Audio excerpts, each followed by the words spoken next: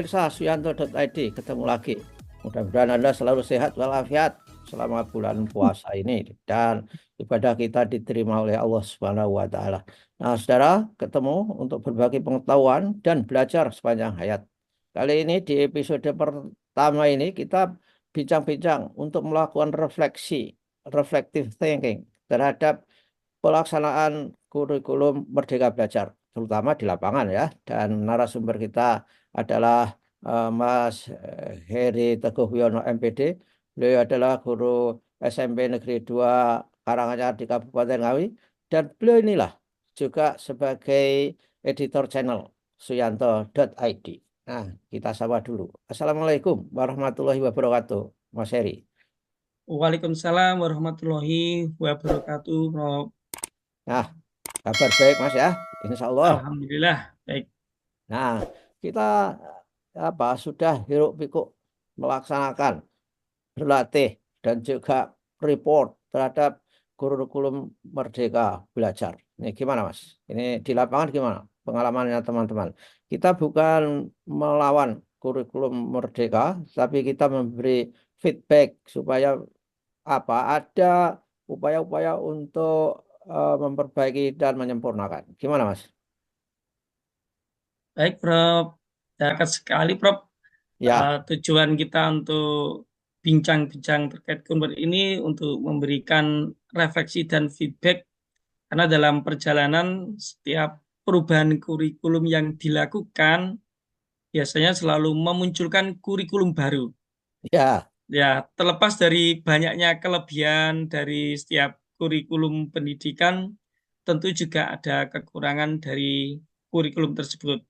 Biasanya kelebihan dan kekurangan yang ada pada setiap kurikulum itu bisa banyak dari berbagai sumber, bisa dari landasan, komponen prinsip, bahkan sampai evaluasi. Dan di mana kalau kita lihat evaluasi secara penuh oleh Kemdikbud, insya Allah selalu dilakukan, dan di tahun 2024 itu dilakukan pelaksanaan Kunmer itu dilaksanakan serentak secara nasional, walaupun sebenarnya perlu landasan pengembangan kurikulum yang baik itu refleksinya tidak hanya bersumber dari satu atau dua pihak saja, Prof. Oke. ya, Kemudian kalau kita telisik, Prof, seiring perjalanan kurikulum Merdeka itu, kan kurikulum kan melalui 3 opsi, Prof. ya. Oke. Ya, yang pertama adalah mandiri belajar, di mana dalam kegiatan ini satuan pendidikan diberi kebebasan untuk menerapkan kurikulum Merdeka tanpa mengganti poin-poin utama kurikulum sebelumnya. Dalam ini adalah kurikulum 2013. Kemudian mandiri berubah, di mana satuan pendidikan bisa menggunakan kurikulum dan disediakan menggunakan perangkat ajar yang ada di kurikulum Merdeka, dalam ini adalah PMM, Rob. Oh, Nah, PMM ya. Di, anu, di situsnya, di aplikasinya. Ya, betul sekali, Prof. Itu kan ada link perangkat ajarnya. Nah, nanti yang kita revisikan pada episode ini mungkin yang pada bagian perangkat ajarnya ini bagaimana sih standarisasinya seperti itu. Karena masih banyak yang kalau kita lihat hanya walaupun ini merdeka, nah kemerdekaannya banyak guru yang mengupload itu mungkin ada opsi yang mungkin kurang layak atau ya. mungkin perlu diperbaiki dan seterusnya. Kemudian yang ketiga adalah mandiri berbagi, di mana di kegiatan mandiri berbagi ini satuan pendidikan dapat mengembangkan sendiri berbagai perangkat ajar yang telah dibuat Ya, seperti Mas. itu, Prof. Inilah, Mas. Jadi J. dari 3 kasta sekolah itu mandiri berbagi, mandiri berubah, mandiri belajar, ya kan? Yang paling tinggi kan mandiri berbagi. Karena ya, Betul. ya siap untuk membagi, mengimbaskan istilah zaman dulu kepada sekolah-sekolah sekitarnya. Yang menentukan siapa pembagian itu? Yang menentukan kementerian atau sekolah disuruh, ya perasaan kamu ikut mana gitu. Gimana, Mas? Nah, tentunya opsi ini oleh Kemdikbudristek sudah ada acuannya, di mana kalau memang sekolah belum merasa siap bisa ikut opsi yang pertama ya, yaitu mandiri belajar. Tetapi untuk penentuan mandiri misalnya berbagi kesiapannya itu dulu dibentuk bagi sekolah yang terdaftar sebagai sekolah penggerak itu, Bro. Ya, Oke. seperti itu. J. Hmm. Dan di sini, Bro, perlu dikritisi levelnya mungkin 3 opsi ini cukup bagus sebenarnya. Ya. Tetapi praktek di lapangan, kebanyakan sekolah-sekolah itu oleh daerah, dalam ini dinas pendidikan masing-masing itu banyak kita diskusi di grup-grup nasional, itu banyak yang disuruh ikut langsung mandiri berubah itu, tanpa mandiri belajar. Ya, seperti Oh itu. ya, ya, Ya, walaupun dulu itu masih ingat harus mengisi link ya, seperti formulir seperti ya, itu, ya itu. bagaimana kesiapannya, Ya. seperti itu. Ya itu anu Mas, itu moral hazardnya sebuah program. Jadi kecelakaan moral itu. Dan tentu saja sekolah kan gengsi kalau sekolahnya itu masuk ke mandiri belajar. Paling tidak pada level mandiri untuk berubah supaya mirip-mirip pada zaman dulu ketika presiden mengatakan, "Hei, siapa di daerah ini yang ada desa tertinggal?" Itu bupati-bupati nggak ada yang ngaku mas. Tapi begitu pemerintah punya program akan membantu keuangan tertentu pada sekolah apa daerah-daerah yang ada desa-desa tertinggal. Wah, banyak sekali yang mendaftar. Ya mirip-mirip seperti itu. Nah, ini Ya. gimana? Ketika digerudukkan langsung ke Mandiri berubah, apa implikasinya, Mas? Tentu saja, Prof. Walaupun ini juga kontradiktif ya, artinya sebelum kurikulum sebelumnya yaitu 2013 kan ada tahapannya, Prof. Itu Ya, masih ada sekolah yang juga belum melaksanakan finalisasi di kurikulum 2013 sehingga ada pergantian kurikulum, Prof. Di mana sebelumnya istilahnya adalah kurikulum prototype. Dan ini kalau kita koherensikan, Prof, ada ya sisi baik atau sisi kekurangannya juga, Prof. Sisi baiknya dari karakter sebenarnya secara teoritis ini loh ditekankan namanya karakter yang lebih singkat yang namanya adalah profil pelajar Pancasila. pastilah. Ya, Ya, Prof. Seperti itu, Prof. Dan kalau kita lihat, Prof, ini kita juga tidak cukup membahas kurikulum Merdeka itu hanya dari kurikulum Merdeka juga, Prof. Perlu Hmm. kita sandingkan dengan bagaimana refleksi dengan kurikulum sebelumnya, Prof? Kalau tidak salah, Prof, di Indonesia ini sudah mengalami pergantian kurikulum sebanyak 10 kali kalau tidak salah, Prof. Di Hmm. mana kurikulum pertama itu dirancang tahun 1947, kemudian naik ke 50, 52, kemudian pada tahun 64 itu juga terjadi perubahan dan signifikan perubahan itu kalau kita ingat itu banyak eh, yang melaksanakan satu ada istilah kalau nggak salah saya masih SD itu CBS ya, Prof. Nah, Ya, itu tahun 84. Nah, di 94 dan 99 itu banyak kritikan kurikulum yang ada di sini. Walaupun sebenarnya 94 dan 99 itu juga bagus, Prof. ya, Tetapi banyak kritikan karena alasannya membebani peserta didik dengan mata ya. pelajaran yang cukup banyak. Sehingga tahun 2004 terjadi pembaruan kurikulum. Nah, ini Prof, di kurikulum Merdeka ini secara tertulis kita ikut pelatihan, di surat itu di surat-surat itu tertulis materi esensial di kurmer itu porsinya sedikit dan seterusnya. Tetapi mengapa sih praktek di lapangan itu kok banyak guru mengeluh ini?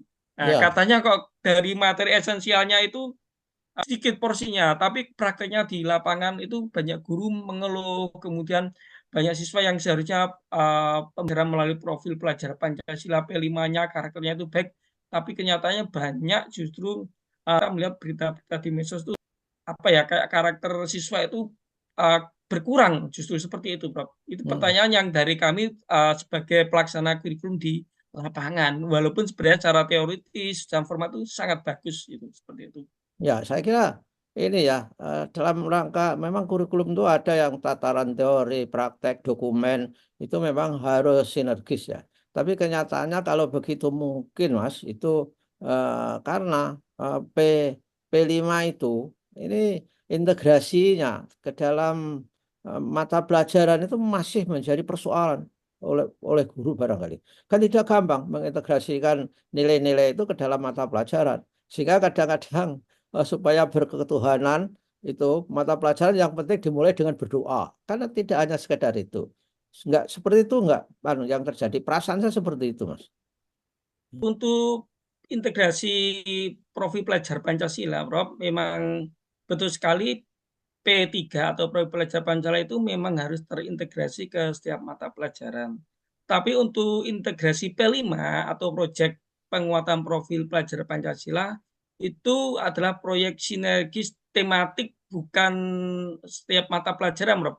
Nah, Ya, tetapi di sini terjadi apa, Prof ya? Bagaimana seorang guru yang tidak ahlinya untuk melaksanakan proyek itu menjadi bingung. Nah, nanti mungkin dibahas Prof khusus untuk P5 atau proyek profil penguatan profil pelajar Pancasila itu dibahas di episode selanjutnya aja, Prof. Dalam ya. hal ini kita ke substansi secara umum bagaimana indahnya kurikulum itu, tetapi gurunya masih bingung seperti itu, Prof, yang perlu kita diskusikan sehingga nanti Ya, bisa menjadi masukan dan juga menjadi diskusi teman-teman guru di channel kita ini, Prof. ya Seperti itu mungkin ya. nih, Mas. Karena guru itu andalannya pemerintah itu adalah guru belajar sendiri, mandiri. Jadi Oh guru iya itu iya ya. self learning itu. Dan nyatanya itu kan ditaruh di PMM. Dan nyatanya guru ternyata kalau dari episode sebelumnya yang saya mewawancarai seorang guru yang nulis di Kompas itu, ternyata sampai jam 12 malam itu nggak selesai juga itu menyelesaikan tugas-tugas di PMM itu, terutama untuk portofolio dia itu loh. Itu menyita waktu enggak menurut Mas Heri itu bagi guru-guru itu? Ya, Bro. Nah, ini untuk secara subjektivitas itu menyita waktu atau tidak, yang jelas guru harus meluangkan waktu dulu, Bro. Ya, Nah, untuk meluangkan waktu itu sebenarnya itu kita kembalikan ke gurunya masing-masing dalam membagi waktu. Jangan sampai saat pembelajaran itu mengerjakan tugas-tugas di Kummer. Dan ini sebenarnya bisa, tapi bisa tidak semua guru, Bro. ya, Seperti itu, Prof ya. Karena kadang walau tidak hanya guru yang sepuh saja yang mau pensiun yang kesulitan terkait bagaimana digitalisasi kurmer dalam PMM itu, Prof, untuk mencapai misalnya tagihan di SKP PMM-nya. Tapi banyak guru yang muda saja yang ini, yang etos kerjanya kurang, kadang juga bawel, akhirnya juga merasa sulit dan akhirnya bingung bagaimana untuk membagi waktunya. Dan inilah yang sebenarnya di era Merdeka Belajar ini justru menjadi beban bagi seorang guru yang memang dia sebenarnya harus melaksanakan tugasnya sebagai guru, tetapi secara moral kurangnya kesadaran dari guru itu mempengaruhi sehingga membebani bagaimana pelaksanaan untuk mencapai misalnya poin-poin RHK di PMM tersebut, Prof. Dan kalau kita lihat untuk sebenarnya untuk kayak sertifikat pelatihan di PMM itu untuk masalah kurasi atau penilaian nanti mendapatkan sertifikat di PMM itu juga perlu kajian karena dari kurator atau yang mengoreksi itu tidak standby terus, Prof. Kalau tidak salah itu sekitar 3 bulan itu baru hmm, melaksanakan penilaiannya, Prof. Jadi guru ya, kadang pertama males, kemudian melaksanakan tugas PMM di-upload ya karena malas terpaksa kan, Prof. Nah, ya, karena menilainya lama, akhirnya guru lah ini gurunya udah capek-capek, akhirnya nilainya lama, kemarin kan Januari, ini salah Maret April baru dinilai. Selama nunggu itu kan juga akhirnya ya, guru akhirnya bosan juga, Prof, ya, seperti itu. ya, ya, Ya, ya, pengen pengen mengharapkan sesuatu sertifikat capek-capek akhirnya kurang. Nah, ini mungkin bisa dari Kemdikbudristek bisa memberikan solusi misalnya menambah tim kuratornya bagaimana. Kalau secara nasional tidak bisa karena jumlahnya terbatas, dibuat aja tim kurator itu tingkat kalau kabupaten terlalu kurang efisien sebenarnya, Prof, karena nanti banyak juga porsinya dan biaya. Mungkin tingkat provinsi lah, Prof, atau ya, ya. regional Jawa atau Sumatera seperti itu. Hmm. Ya. Ya itu kan perlu banyak orang Mas ya, karena guru juga guru hampir 2,9 juta, 3 juta, Iya, Bro. Prof. Iya. Ini kan, Kalau nggak salah kuratornya hanya 900, Prof. nah ya Nasional. itu, Iya. nah ya itu. Dan oke lah, yang terakhir saat ini Mas, saya berkomen bahwa setiap inovasi itu menurut teorinya Rogers ya, itu Rogers Everett yang terkenal itu memang harus mempunyai watak ya. Wataknya itu pertama itu harus menawarkan relative advantage. Jadi, keuntungan relatifnya itu apa? Yang kedua itu adalah kompatibilitas. Jadi kompatibel enggak dengan praktek yang ada. Kalau terlalu jauh itu orang enggan. Kemudian setelah itu divisibility, ditahapkan, dibagi-bagi, dan triability bisa dicoba, dan divisibility bisa dilihat yang nyata yang sudah. Nah, menurut teori itu Mas, yang orang sebagai inovator itu hanya 2,5%. Yang klik langsung berangkat itu 2,5%. Selebihnya itu eh, majority innovator gitu, majority adapters itu menunggu itu ya kira-kira 16 atau 20%, dan bahkan ada yang menolak termasuk yang apa yang tua-tua yang malas-malas itu. Nah, baiklah. Ya, tapi ini masukan ini mudah-mudahan menjadi pikiran kita semua, Mas. Jadi yang kepala sekolah, guru, dan juga dinas di provinsi dan pemerintah saya kira. Baiklah Mas, kita ketemu lagi di episode berikutnya yang tadi Mas Heri menjanjikan bagaimana aplikasi dan praktek P5 di daerah-daerah. Gitu Mas ya. Oke, Prof. Dan kita ketemu dalam sehat walafiat. Wassalamualaikum warahmatullahi wabarakatuh. Waalaikumsalam warahmatullahi wabarakatuh.